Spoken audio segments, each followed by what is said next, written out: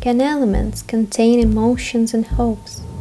Could the fury in one's heart be so strong it turns them into a living fire? In the new story quest, it was revealed that Signora is actually the Crimson Witch of Flames, the character from Teyvat's legends that we all know about from the artifact set.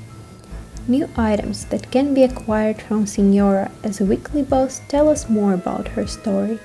Let's gather all the information that can be found in the game to reconstruct the truth about the witch who dreamt of burning away all the demons in the world, why she became like that, and what happened to her later.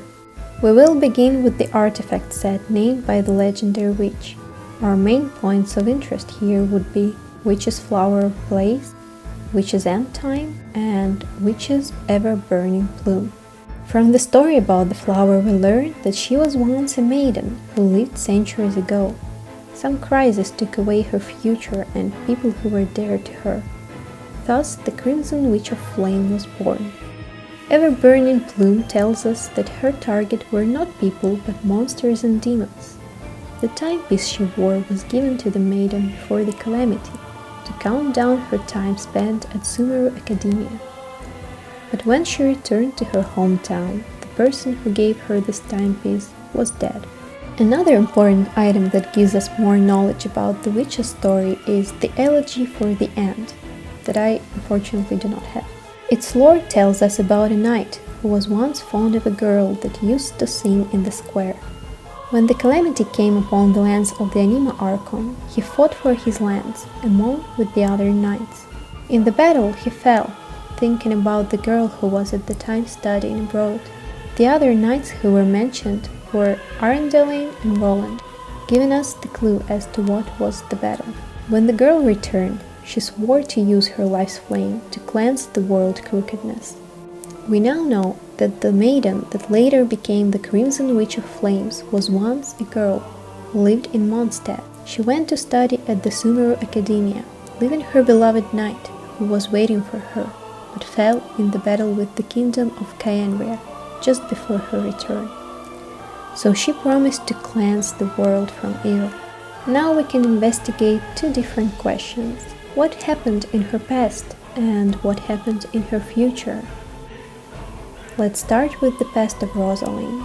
This is the real name of the maiden from Mondstadt that we learned from the battle with Signora.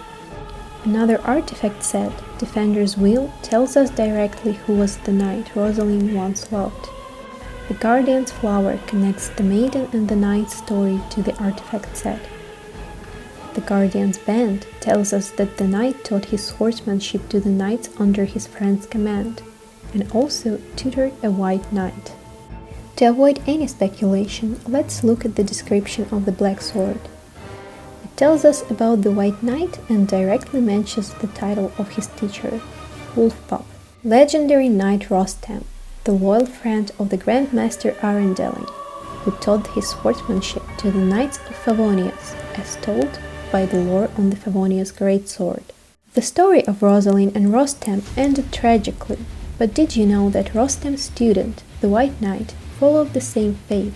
The artifacts of the Bloodstained Knight, once known as the White Knight, tell us that he wore the flower upon his heart, the gift from a damsel he saved.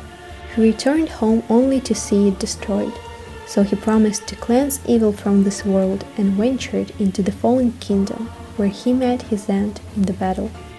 Who was the damsel saved by the White Knight? We only know that she gave her heart to the knight who saved her. She sought him, but he dedicated himself to the battle. Maiden's passing youth once again proves the connection of this maiden to the White Knight, and Maiden's fleeting leisure connects the story to the one on the Bloodstained set, proving that the White Knight turned into the Bloodstained warrior consumed by his own ideals. Just like Rosalind and Rostam, the unnamed maiden and the White Knight never met again. The last artifact set I want to talk about here is the Berserker.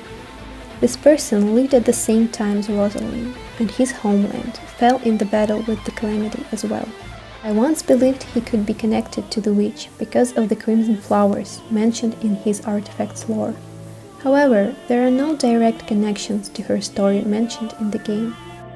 But what is interesting about him is that he might have been on the other side of this battle, as his mask's description tells us that his homeland was devoured in flames. The past of the Crimson Witch of Flames and the people of her time was dreadful. But in the days even older than those, there was another wolf who enjoyed the song of a maiden. You can read the story in the 3rd volume of A Drunkard's Tale. The wolf and the maiden, Rostam the wolf pup and Rosalind, the white knight and the unnamed damsel. The history repeated itself countless times in the past. But what happened to the Crimson Witch later?